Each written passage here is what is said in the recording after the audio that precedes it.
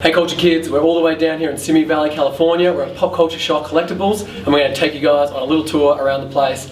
Let's check it out.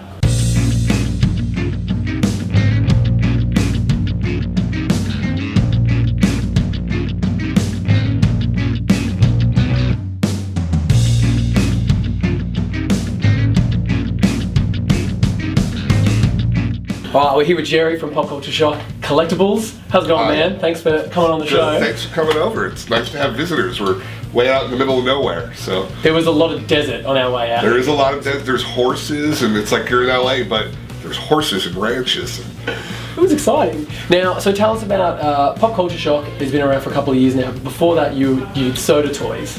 I was the owner of Soda Toys, which I sold in 2006. Right. Now, any of you old school pop culture fans would know that we used to sell a bunch of soda stuff back in the day. You maybe unknowingly have collected both of your stuff, which is pretty exciting. It's true. I'm always flattered when, a decade later, people still come up and are like, oh, I loved your Street Fighter figures or your American Werewolf in London figures. I'm like, wow, it's like 15 years ago. And so it's nice. Right, and what led the transition to doing bigger polystone pieces? After I sold Soda, I really just wanted to take it easy, and plastic is challenging in that it's very expensive. You have to deal with a lot of retailers to move enough pieces to make a profit, blah, blah. And Capcom came to me and said, we would like you to still make Street Fighter stuff, even though you're sort of not doing this anymore. And I said, well, I don't feel I can. And then they went, this is crazy, they went to Sideshow and said, can you talk Jerry into making statues of Street Fighter stuff and you guys distribute it so he doesn't have to do all that stuff and he could just focus on the art side. And Sideshow set up a meeting and they were like, we'll do all that work for you, you just make the statue. And how could I turn that down? So that's great, and here we are. Started. So how many years later now is it? I guess we're 6-7 years now, something like that. That's excellent. So people would know you guys most for Mortal Kombat, Street Fighter, things like that. You're branching out into some interesting licenses now, like the new Arnie Conan is looking very cool. So like, how do you pick and choose new jobs, like new pieces that you want to tackle? It's a little bit of balance between what we think will continue to pay us and our employees and what we love to do. Arnold Conan is sort of a win-win in that I love Arnold, I love Conan, and I was pretty confident it was going to make money. Right. So how could you say no to that? And while I even own the Sideshow piece, it was done so long ago that the technology now is better. Yeah. So while it was definitely a great piece at the time, I felt there was room for improvement now with everything also, we know. I think your pose is better. Like the pose you've got going down is... I always wondered why they didn't do that pose, but hey, we all have our what's burned in our memories as to what is that pose that we want. Yeah. So that was why. And it did so well that we've got several more Arnold Conan pieces going on now. Excellent. So it's kind of you just test the water with maybe one thing and then from there, like... Yes. We've been seeing that like Judge Death came out first and now I've got Dreads on their way. Mm-hmm. One on the Lawmaster, one... Yeah, well, I'm a big Dread fan. So that was why I went after it from the beginning. I had always wanted to do Dread, even at Soda. Yeah. I remember playing the role-playing game back in the 90s and everything. So Dread was one of those, do it because I love it and hope it sells, and it did. And I mean, I think we did 4 or 5 pieces now from 2018. And we have a new Slain statue coming. Excellent. How many people do you have employed here at Pop Culture Shock? I think I'd have to count them out, but we're somewhere between 21 and 23. Yeah, maybe 22. And that ranges from like mini costuming to sculpting to painting. Yes, we have our full office, product managers, graphic design, customer service, accounting. It's all in the one office. And then there's Jason and his assistant out in the warehouse. And then the rest is all our department. My name is Justin McMillan. I'm the Director of Digital 3D Development here at PCS. In addition to digitally sculpting. I also take apart models that have been sculpted by someone else, blow them apart for engineering, and ultimately get them set up for 3D printing. And so what are you working on right now on this? Right now, working on, we've already printed Chun-Li, and she's already very, very far in the development process. Armika is another Street Fighter character in the same line as Chun-Li, and we're trying to get the scaling correct, so we're putting the statues next to each other to see what feels right if they were to actually be lined up next to each other on a shelf. Once we get the scaling nailed down, confirmed, then we'll go into this file and start separating her at various parts, because her entire statue won't fit on one 3D print tray. So we'll go in and start cutting certain parts, hiding the seams and engineering it away so that it's hard to tell that it was printed in different pieces and pieced together. My name is Joseph Zhang. I'm a sculptor here. Currently I'm working on this Mortal Kombat figure. I guess her name is Melina. And also this Chun-Li character from Street Fighter. I guess they're both 1/3 scale figures. And what are you sculpting with? Monster clay. It's like a wax,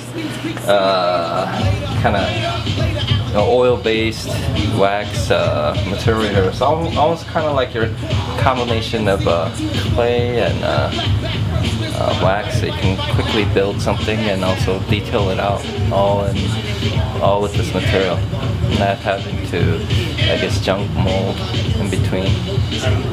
How many hours or days or weeks do you take to get something from a concept to something that's ready to be shipped across to factories? It varies. It depends on how much of detail something has.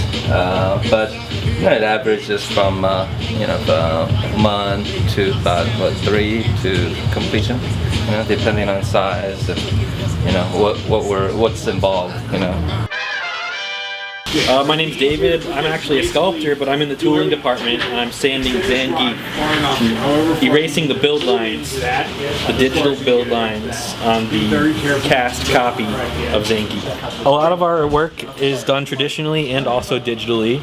So this was originally a digital sculpture, and so it was printed with a 3D printer, and it comes out with build lines on it. As the machine goes back and forth, there's microscopic lines in the material, and so we mold it and then we'll sand the crap out of it and polish it up, and then it's ready for paint, and then that's going to be one of our prototypes, and we have 2 types of prototypes, tooling master and the paint master, and then we're good to go. Send it to China and or send it to a convention. My name is Claudia Hardy, and I'm a specialty costume manufacturer in the film industry, but this I do for fun. So how often are you here compared to in the movie industry?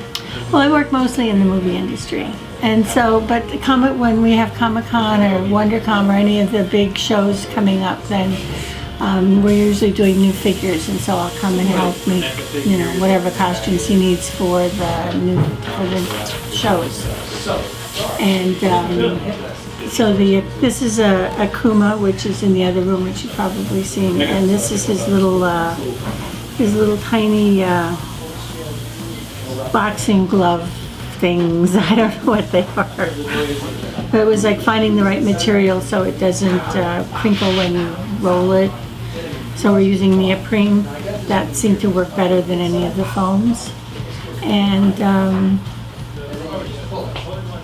then you just do it until you get it right. I really consider us an art studio more than a collectibles manufacturer, because I've never really felt like a corporate company kind of guy. Yeah. I feel like we're an art studio that just happens to make duplicates of our art. I like that. That's really cool. So what's coming up on the calendar? Like, is there anything you want to tackle that you're finding any chance to do, or is there something you got your sights set on license-wise, or? Well, my career got a big kickstart with the Street Fighter action figures way back at Soda in 2002, I think. So the new Street Fighter action figures we're doing, this is prototype, very first prototype, early, of the new quarter scale articulated action figure line for Street Fighter. He will have hands. They just aren't quite done yet, but they'll be done for tomorrow morning at Comic-Con. It's probably the thing I'm most excited about. I've been wanting to do these for a very long time. We're also doing more horror action figures, which is something I had done at Soda that I love to do. We're doing The Thing and American Werewolf in London and a few other things we haven't announced yet that I had always wanted to do back then, but didn't get the opportunity. And then we have an original line right now called Defenders of Storm that we're going to show at WonderCon next year. So what is that? Is it like a fantasy type thing? Or? It is a fantasy thing, and it is inspired by my friends at Four Horsemen, who have done such an amazing job on their Kickstarters with their original ideas, such as Mythic Legions. It was so inspirational to see those guys create their own characters and figures and have it all work. So, you know, I'm copying you guys. So thank you very much for your time. Thank you. If you want to say something to the Australian fans, you know, what to look forward to, what to be doing, like, just it's all you. Oh, all me.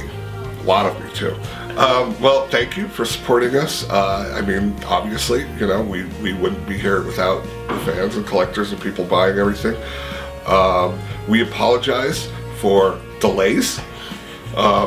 You know, that is the big criticism. I'm sorry. We're working on it as best we can.